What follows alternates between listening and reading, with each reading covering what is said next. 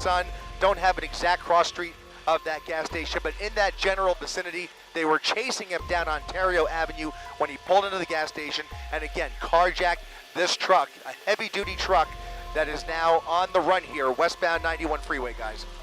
Today, we've got an adrenaline-fueled spectacle you simply won't believe.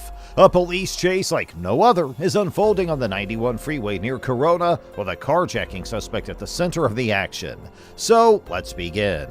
The user mentioned that they did not have an exact cross street of the gas station, but stated that the individual was being chased down in the general vicinity. He drove onto Ontario Avenue and stopped at a gas station. He then proceeded to steal a heavy-duty truck and is currently evading the authorities. They were driving on the westbound 91 freeway. Somebody carjacks a vehicle with innocent people inside the car. Again, we have to remind you, this is a pickup truck that was at the gas station, presumably being filled with gas, so we have to assume that we're working with a full tank of gas in that pickup truck. A very dangerous situation, a lot of unknowns, and like I said, that all of that information leads me to believe that they are going to dedicate more resources to this because the suspect behind the wheel here is obviously very dangerous, must be taken off the road. We've already seen some of that erratic driving. You can see him doing still 100 miles per hour in light traffic, but that's going to change here, of course, the further west we get on the 91 freeway, 105 miles per hour. The heavily tinted windows made it impossible to see what was inside the vehicle. It was unclear whether there were any other passengers, including a child or a baby. You're right, he's already coming up on Anaheim Hills, covering a lot of real estate in a short amount of time here, even using the shoulder to get around whatever traffic is in his way here. Again, he is on a two-lane express side of the 91 freeway, the number 1 and 2 straddling that single dotted white line there at, I mean, this is incredible. That is an accurate speed. We're pushed all the way in here. He is doing about a buck to maybe even 110 miles per hour here. So really dangerous speeds. Can't under score that enough. Just a dangerous situation here. But at these speeds, we say this all the time, you would much rather see it on the freeway. In light traffic, I'm still doing 100 miles per hour, but that's about to change. Of course, the further west we go on the 91, the faster we go, covering a lot of ground in a short amount of time. Flying across the freeway, flying across the freeway. Look at this. Getting off, getting off.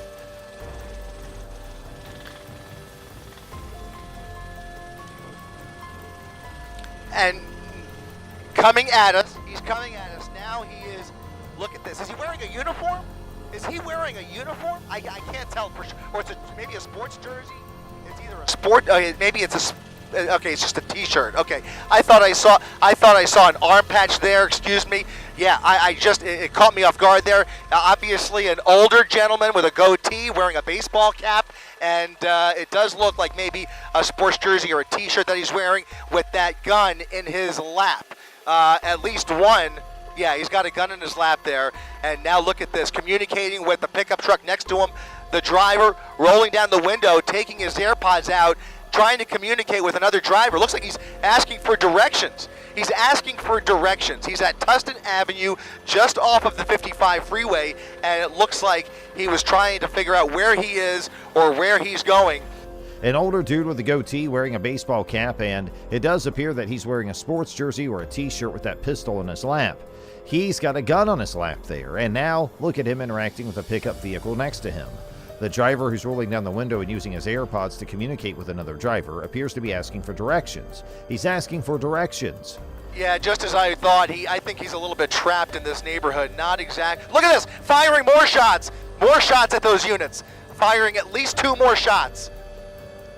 Pointing right, something came flying off either the back of the truck or he threw it out. Did you see that, Rob? I think he ran over something too. I think he might have run over some trash or debris, but we just saw 2 more flashes from the barrel of that gun fired right in the direction of those officers. 100 miles per hour, Colleen and Ellen, 110 miles per hour down Bellflower Boulevard. Oncoming lanes of traffic through Bellflower and Del Amo. We're in Lakewood, and you start to see a little bit of smoke coming from the brakes as he a hard brake there as he came up on that intersection. So a little bit too hard.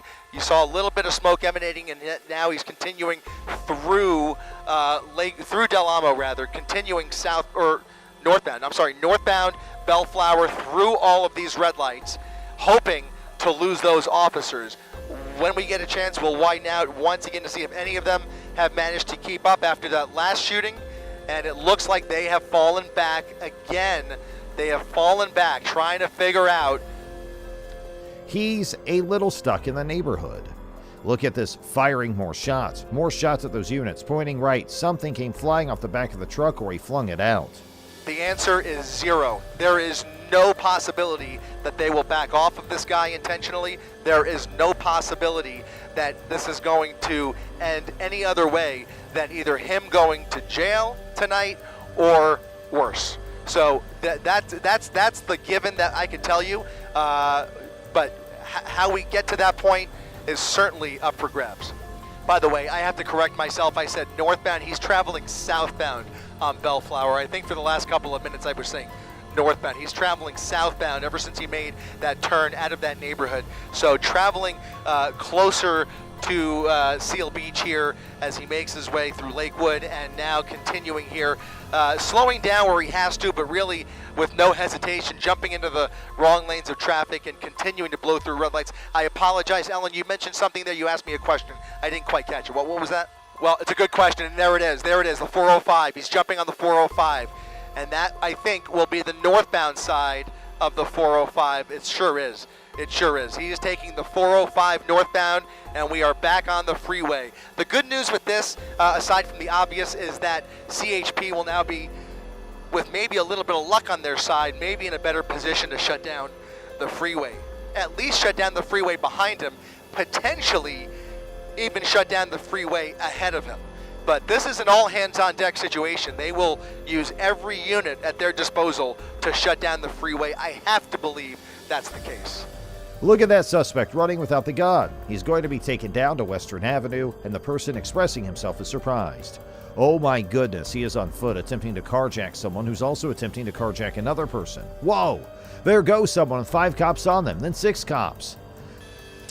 Hey guys, well, this was something else. I gotta tell you, it's a miracle he exited that vehicle without that gun, because obviously the threat was so immediate, and ending in such a precarious position like this in such a busy intersection. Thank goodness nobody was hurt here, no other innocent bystanders. He sped up to this intersection, slammed into the rear of that, I believe it was an LAPD Harper Division vehicle. No, it wasn't. It was a sheriff's vehicle. The vehicle belonged to a sheriff and lost control, resulting in a collision with the light. The pole jumped out of the vehicle on foot without the assault rifle, and then they saw him run across the lanes trying to carjack. He was in possession of another truck when the sheriff's department made their move.